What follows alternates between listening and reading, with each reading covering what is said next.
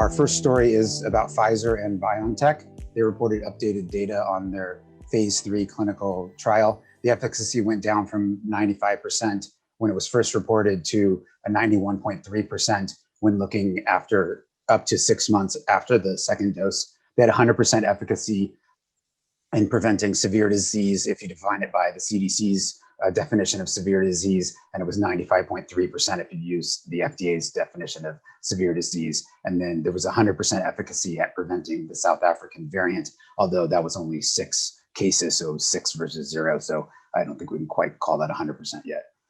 Should we be worried about the dip in efficacy, and any other thoughts on the data? No, there's no reason at all to worry about the lower overall efficacy.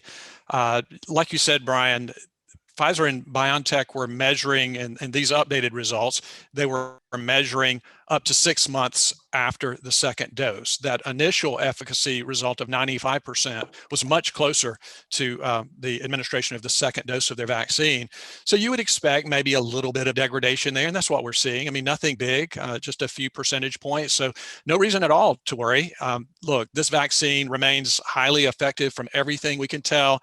The most important numbers are still, in my view anyway, the most important numbers are still the efficacy in preventing severe disease of COVID-19. And those numbers remain really, really good, whichever definition you use, whether it's the FDA definition, which gives it a 95.3% efficacy, or the CDC's definition of severe disease, it gives it 100% efficacy. Look, those are great numbers either way.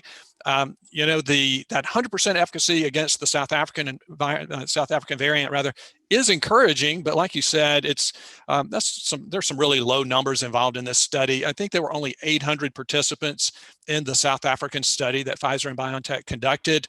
That's not an awfully large number of participants in a clinical study, and only 9 cases of COVID in total were observed in that study in South Africa. 6 of those were the South African variant, and all of those cases occurred in the placebo group. So, you know, it's very encouraging to see that kind of result against this South African variant. Still early, but I think Pfizer and BioNTech walked away from this latest update feeling pretty good about their vaccine.